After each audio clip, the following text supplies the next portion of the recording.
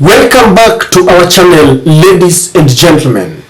They say that the reason why the flies will follow a corpse right into the grave is because they don't have anyone to advise them. It has also been proved that for you to grow in life, you need critics, those who will sometimes cast aspersion into what you're doing, because when people criticize you, you stop, think, and know how to move forward. I have a feeling that this government does not have anybody to advise them. And if they have anyone, they have sycophants, those who just want to tell them what they want to hear, not the reality on the ground. Today, Rigathi was in a function in Kitui. And I think what happened to him is something that he has never witnessed before. We are used to Deputy President Rigathi reading riot acts to other leaders. He has never met someone who is courageous enough to stand before him, look at him in the face, and tell them this is wrong. The last time I witnessed someone facing the government and telling them that whatever you're about to do is wrong was in one of the prayer rallies in Baringo, when the Trans Nzoia governor, Honorable George Natembeya, stood before William Samoei Ruto and Rigathi and told them the truth about the insecurity and the bandit menace that is rocking Baringo. And he told them that William Ruto should not detach himself from the reality, that he should not allow people around him to cheat him that everything is okay. And he told William Ruto that people will always spread for you some red carpet and tell you that people are safe, yet just behind the podium where you are talking, someone is being murdered. And he told William Ruto to leave the people around him, go to the ground and listen to the people, because it is only by listening to the people that you will know what is happening. When Rigathi took the stage to speak, it is like he didn't understand the context with which Natembeya was talking, because he rose and rebutted in a very negative manner. He told Natembeya that if William Ruto had detached himself from the people, they wouldn't have been elected as president and deputy president. The second person who, I must say, read a riot act to deputy president is the current Kitui governor, Honorable Malombe. You know, when Rigathi went to Kitui, he went there knowing very well that the people of Kitui voted for the opposition. And he also went there knowing very well that they have been trying to woo Kalonzo Musyoka to join the government. The other day they said that they wanted to offer Kalonzo Musyoka, in fact they had offered Kalonzo Musyoka a place as the Foreign Affairs Ministry. So he was there to try and plead with the people to accept their proposals in the government, especially the bill. He was trying to popularize the Finance Bill 2023. So Governor Malombe took that stage and told Rigathi that there are certain good things within that bill, but there are only two controversial issues. The issue about increasing VAT on fuel products from 8% to 16%. And he also told him that the issue of deducting 3% ostensibly to give Kenyans affordable housing is something that is controversial. The governor also told Rigathi that it is our right within the constitution to go to the street if the government does not listen to us. Then he told Rigathi that they will continue with the push for secession if they don't feel part and parcel of this Kenya Kwanza company. Because Rigathi Gachagua is on record as saying that this is a company and they shall only reward those who voted for them. I want to play for you this video and tell me what you make out of it, because it was very paramount that for the very first time Rigathi Gachagua got someone who told him the truth. And as I said earlier, it is high time that they take heed of what people are saying, because I've realized that the government does not listen to the citizens. When people are lamenting about the impending proposed taxes, they tell us that people have accepted the fact that they must pay taxes. And I must say this, people have not refused to pay taxes. Over time immemorial, people are paying taxes. But then, people must get value for their money. Ladies and gentlemen, kindly watch this video, because it's going to form part and parcel of what we're talking about. Coffee. Unajua sehemu ya kukontrola na siasa na kuanga ngumu sana, kwa sababu wanapata mshahara kutokana na kuongea. Sasa wasipoongea mshahara utafanya nini? Ninaamini ya kwamba vile wameongea kwa wingi ndio watatoa pesa kwa wingi. Tuwapigie makofi ndio wajitayarishe watoe pesa kwa wingi wakati ukifika. Sini sawa. Your Excellency, as I said earlier, I'm an old boy of this school. Niliingia hii shule 1984 na I joined at A levels. Kwa hivyo nilipoingia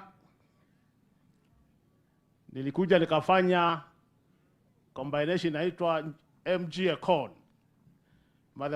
Mathematics, geography and what?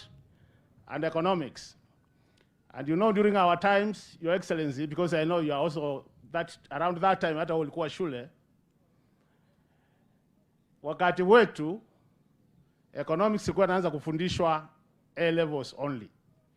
So the first time I was given a definition of economics was in this compound. Nataka nikuelezee Your Excellency, tuko wengi, Kenya hii imefaidi sana kutokana na hii shule. Sana kwa upande wa accountants, finance officers, na watu wale wako business oriented courses. Na inajua wengi wamekuja. Na kwa sababu leo pia ni siku yetu, wale tulisomea St. Charles Lwanga at one time in your life. Please tusimame ili tuweze kuonekana na sisi tujulikane tumefika. Wale tulisomea St. Charles Lwanga tukiongozwa na chairman wale tulisomea Lwanga. So these are some of the old boys. Na nataka kukueleza Your Excellency, these are people who have done great for this country and they continue to do great for this country. So tuketi tafadhali tuwapigie makofi old boys of the school. Uzuri ni kwamba wengi watu wameleta watoto hapa, watoto wao wanasoma hapa. Kwa hivyo unaona, a good school produces good students who become fathers, and as a result of that they also bring their children to the same school. So wengi wao wameleta watoto hapa. Na Your Excellency, ningependa niseme hivi. Pale alia, unajua wenzangu hapa wameongea sana juu ya maandamano. Na rafiki yangu Ngoyoyo pale, unajua amekuja mbunge tu, hajamaliza mwaka mmoja. Sisi tumekaa huko, kulikuwa na maandamano 2013, kukawa na maandamano 2017 na inaendelea. Kwa hivyo tusilalamike. By the way, maandamano iko kwa katiba yetu. Si mnajua hivyo wa Kenya? Maandamano iko ndani ya katiba. Inasema wewe kama Mkenya una uhuru wa kuandamana, uambie serikali unataka nini. Ile ambayo yatakikani ukiandamana uvunje mali ya mwenzako. Kwa hivyo tusije tukafanya maandamano ionekana kama ni shetani mkubwa. Hapana. Si shetani mkubwa. Maandamano sisi wa Kenya tulipigia kura tukasema iwekwe kwa katiba. Na kwa sababu hiyo mnasikia? Sababu hiyo watu wanapoandamana ile tungefanya kama wa Kenya, kama tunataka kusaidia inji, mnasikia? Kama tunataka kusaidia inji ni kuuliza ni nini watu wanaandamana. Na Your Excellency, kwa sababu you are the second in command, I must say hii jobo tumetengeneza the task force ile ya 77. Please, kama nataka kusaidia inji, hao watu tuwapatie nafasi wafanye kazi yao. Wakiongea bila kupishana na watengeneze kitu mzuri ya inji, utaona mtu amekanyanga kwa barabara. Lakini kama wataenda mchezo basi, maandamano itakuwa ni lazima tukubaliane. Watu waendelea kuandamana. Na hiyo ni right yetu. Hata kwa tunafanya makosa. Ni lazima tuongee ukweli. Ile ingine, Your Excellency, because you are here, and I'm sure your MPs might not be able to tell you the truth. Mimi nina PhD economics. My PhD is in economics. Ukiuliza waziri amesema mimi ni mtu wa mahesabu, na ukweli mahesabu mimi na mathematics is one thing. Ameniambia ile hesabu niliweza kupata kukosa kidogo ni hesabu ya kutoingia Kenya kwanza. Na hiyo nakubali. Hiyo hesabu hiyo si kupata. Lakini ukweli, Your Excellency. Na ni vizuri tuambie wakubwa ukweli. Ndio tusaidie nchi. Your Excellency, ukiangalia finance bill. Mimi nimekaa mbunge miaka 11. Sijai kuona finance bill nyingine yenye na upishi kama hii ya mwaka huu wa 2023. For the last 11 years I've been in parliament. I've never seen it. And the question I ask myself is, why this resistance? Why? Unajua sisi Wakamba tukiresist huku is expected. As I said earlier, sana hatuna a lot of shares kwa upande wa siasa. Lakini ukiangalia register ya taxpayers, Your Excellency, Wakamba tumejaa huko. Ama namna gani Wakamba? Tuiba akodi. Alama kwa zetu tuiba akodi kwa koleto mwana mlembozu. We pay taxes. Na ndio tunasema kwa sababu tunalipa tax, na hii bill ikipita tutaendelea kulipa tax, we must get it right. How do we get it right? You actually, there are only two controversial things. Only two. Na kama hiyo mgaweza, na ni lazima tushukuru rais. Jana nilisikia ile ilikuwa ya vijana, ile digital creation, rais amewaondolea. That's what we want to see. We want flexibility in terms of matters finance. So that ukiona hiki kitu nafinya watu wako sana, unaondoa. And Your Excellency, wewe ni msomi. Na kwa sababu wewe msomi, mimi wale tumesoma economics, the basic principle is that no country in the world has ever developed by taxing people beyond their capacity to pay. No country in the world. None. And we must say the truth. So kwa sababu unajua tax ni process tu. At the end of the day ni pesa kwa mesa ile watafanya kazi nayo. At the same time,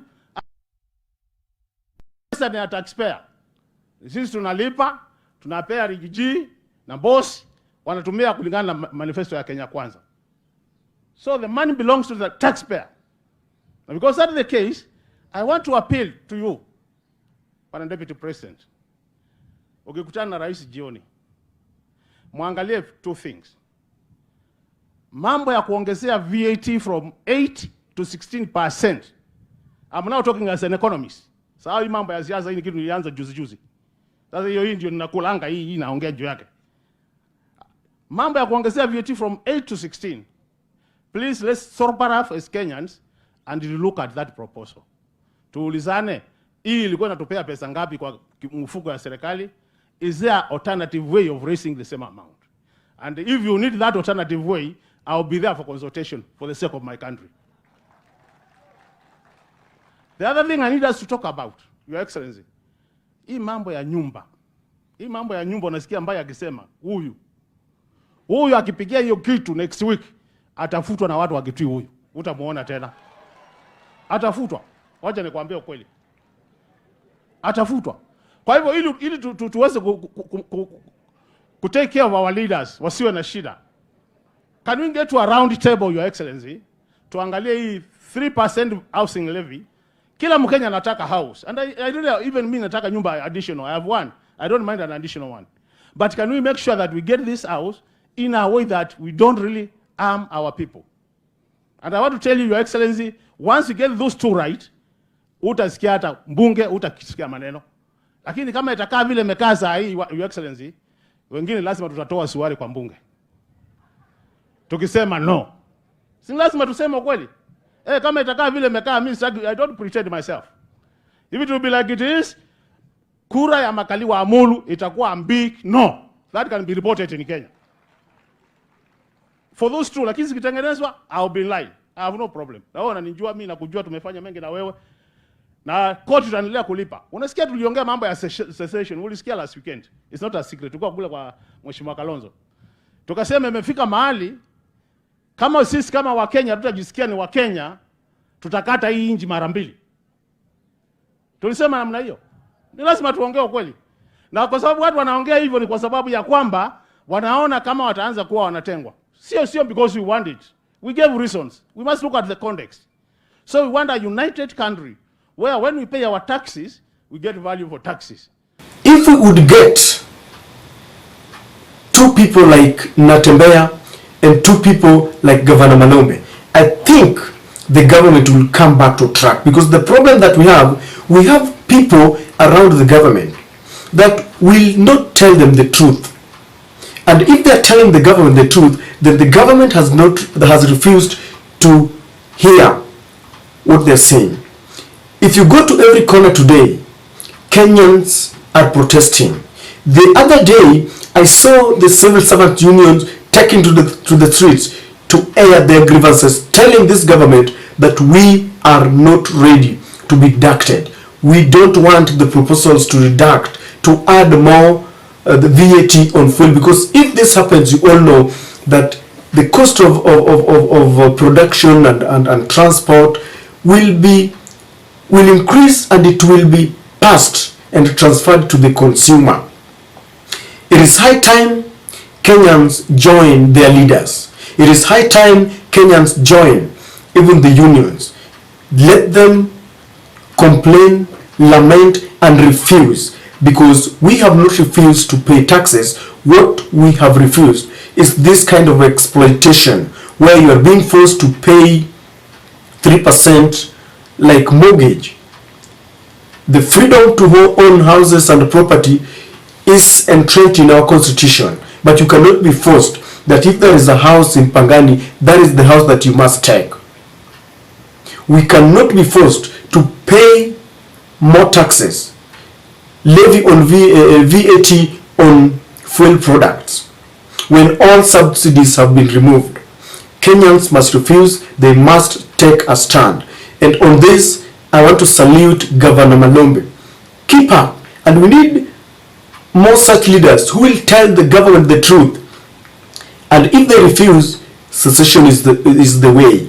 And I think Rigathi Gachagua, and I've seen people analyzing how enraged he was and how he told people that the opposition can go to the streets, they can carry the suffrage the way they want, but this bill will pass by force. The reason why he got raged is because he was told the truth. Kumbe ukweli unauma, and we must continue telling this government the truth, because if we say the truth will set us free. And this is my take.